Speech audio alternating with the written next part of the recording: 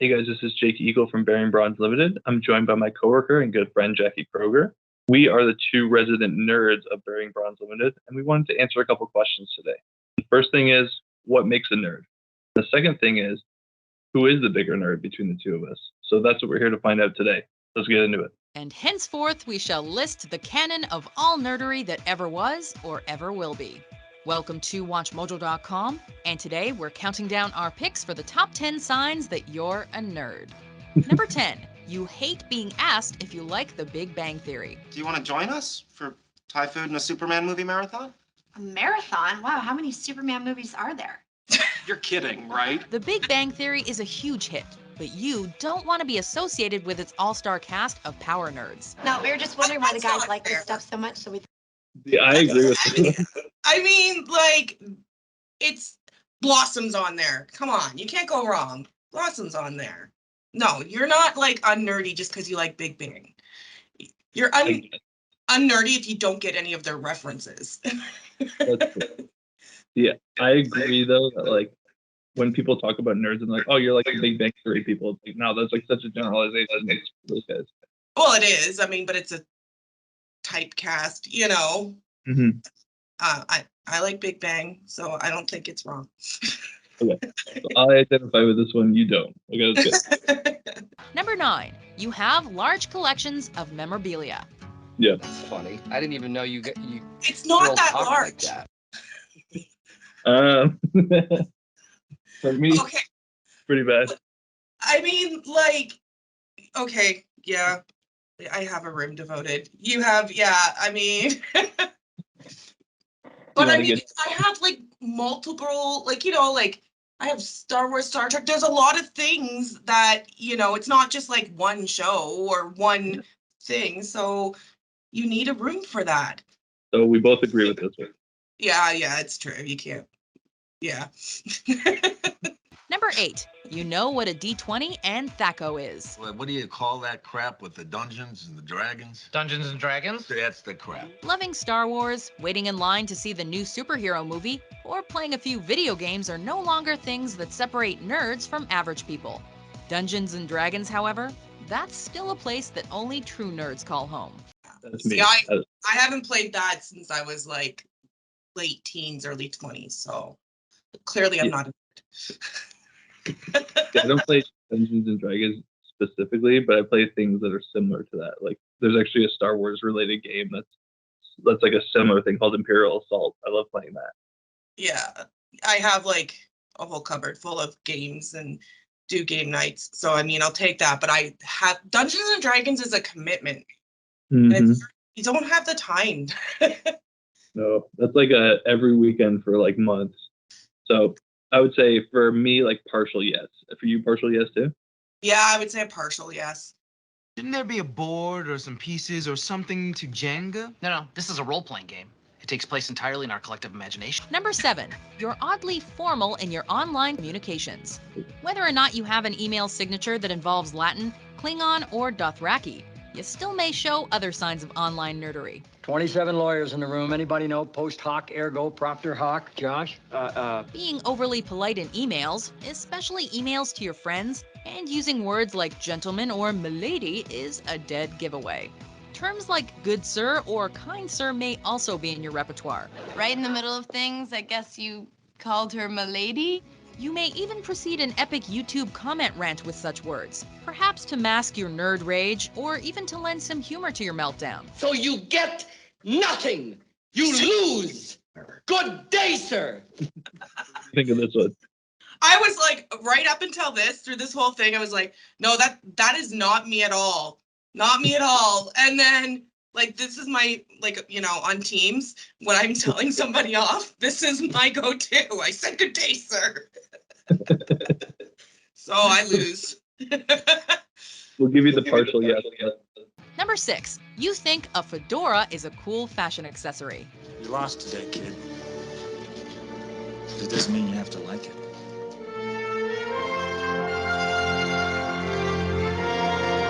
Unless you're a badass archaeologist with a whip and a blasé attitude, you shouldn't even bother bringing a fedora home from the Fedora store. A fedora?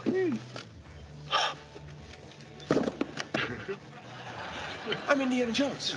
I'm Indiana Jones! I don't own one, and I can never say I have found somebody wearing one attractive, so I'm safe. Number 5, you cringe when people confuse Star Trek with Star Wars. Live long.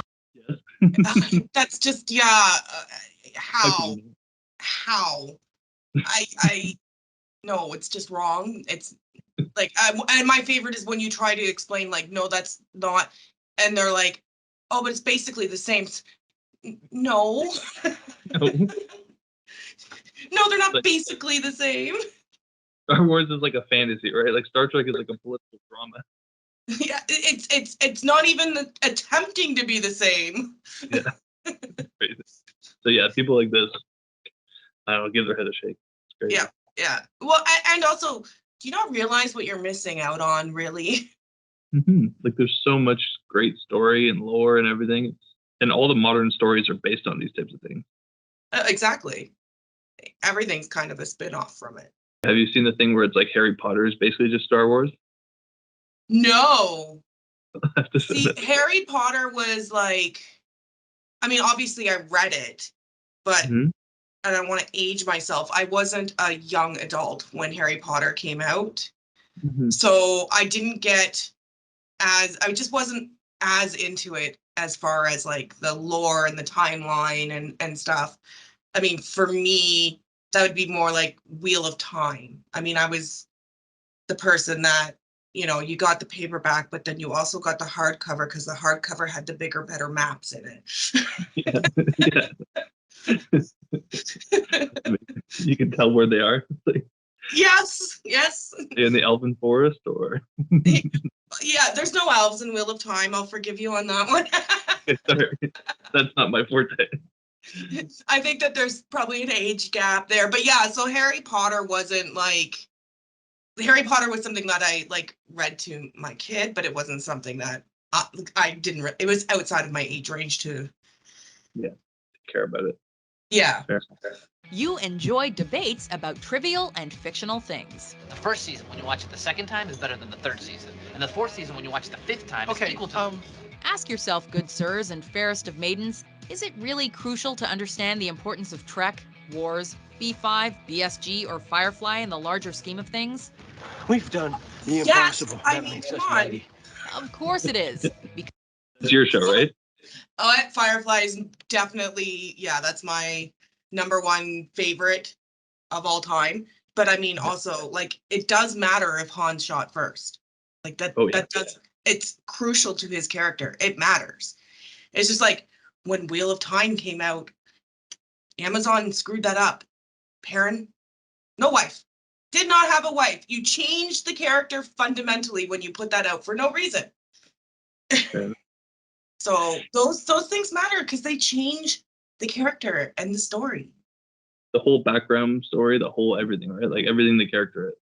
Yeah, exactly. And okay, maybe that doesn't matter to other people, but yes, it does matter to me. Like Han shooting first is like it's a whole huge dark influence that wouldn't have happened otherwise. Well, absolutely. And also, like, okay, like in Firefly, if you don't understand the lore and the background when it comes to the Browncoats and the Battle of Serenity Valley, then you're not really getting the whole story of that character.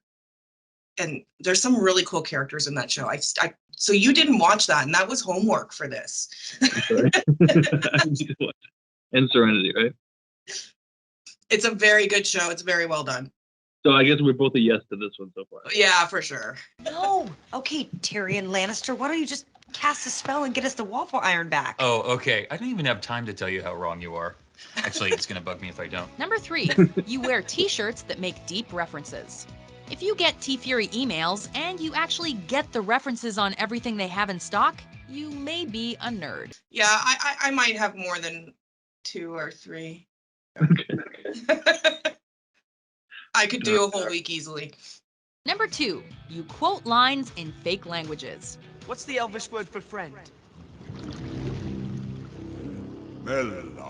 You've seen The Lord of the Rings enough that you've memorized all the Elvish. You bothered to remember what Valar Morghulis means in High Valyrian. Valar Morghulis. Yes. All men must die. Your Klingon to English dictionary is dog-eared and worn. and your Wookiee is dead on. But that's not the case for everyone, and spouting any of these fictional languages on the regular may result in awkward silences and wide-eyed stares. Like, I don't speak Klingon, so, but I have been known to quote or use, certain insults or whatever. Yeah, I will take a half because I don't speak Klingon, and it is, obviously a beautiful language to listen to. The closest I ever got with this was Game of Thrones, probably. Like learning Dothraki or something like that. It's like, okay, that would be pretty cool. But I never actually ended up doing it, so I'm just going to put a big no for me. So. Before we unveil our number 1 pick, here are some honorable mentions. I don't believe it. That is why you fail. And I told you guys you didn't have to dress up. Oh, we were wearing this when you called. Yeah, when we dress up, you'll know it. And oh my God, you guys would make the best Luke and Han. Excuse me? Oh, Star Wars cosplay. Cosplay? Costume play. You ever do cosplay at all? No, it's too.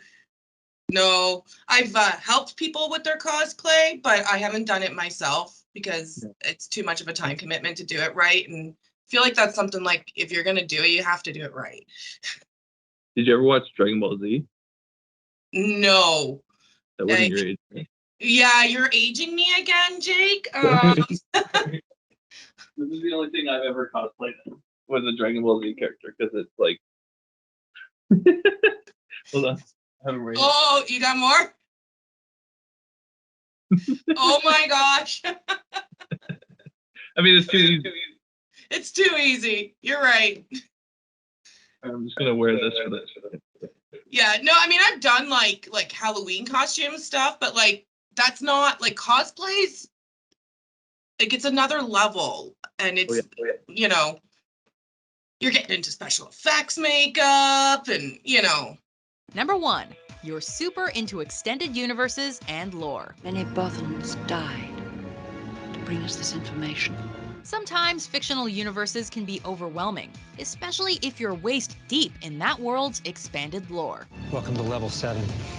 When a story is just too big and interesting for its original medium, an expanded or extended universe is needed to answer the questions that us geeks so often have. This never would have happened with the Starks in power. Take a film series like Star Wars. Use the Force, Luke. After the original trilogy was over, fans wanted more, and thus novels, comic books, and video games expand on the story and the universe. Fan of the Harry Potter franchise? Check out Fantastic Beasts and Where to Find Them. You have to be a next-level nerd to really follow all of this extra canon and keep track of what counts and what doesn't. But it's that love and devotion for these fictional worlds that really separates the geeks from the plebs. I mean, yeah, I've got the comic books, I've got the books, and it is necessary sometimes. It is. I mean, the expanded lore is what creates all the awesome like TV shows and everything, like comic books, all the extra stuff like that gets you going when you can't just watch the same movie over and over, No. Well, and the thing is, it's not like, like if you get more of the background story and stuff, when you go and watch it again, you're getting like a different perspective on some things. So, they phrased it as if that was something wrong, but like, I think you're wrong not to. So. Exactly. One of my favorite nerdisms, I guess, is like Jurassic Park, the whole like franchise. And we finally have some extended lore for Jurassic Park. Like we have this like TV show now with on Netflix that like kind of follows like the in between of all the events and stuff like that in Jurassic World. So it's pretty cool. That is pretty cool. I love that kind of stuff. And like Star Wars is the perfect example. They have so much extended lore, and it is hard to keep track of what's canon and what's not. Have you watched Obi-Wan? I watched the first episode. I still got to keep going. Have you? Oh, yeah. I've watched the first 2. So, I mean, I'm the person that gets extra streaming services based on like, oh, Picard is only available on Crave. I will have to get that now. Yeah, exactly. So I have 1, 2, 5.5. And you have 6.5. So you officially are a bigger nerd than me. That's hilarious. Well, I've had more time though, Jake. You know. It's time to catch up. I know there were some that I just felt like, okay, and they were the way they were phrasing it. It was like, well, wait, that's not a bad thing. But yeah, it was pretty accurate, I think. For sure. What did you think? Yeah, no, I thought it was good. I mean, I think that there's more ways, like socially, that you can say you're a nerd, probably. But well, thank you guys for watching today's episode of the Expert Series from Bearing Bronze Limited. This is Jackie Kroger and Jake Eagle signing out.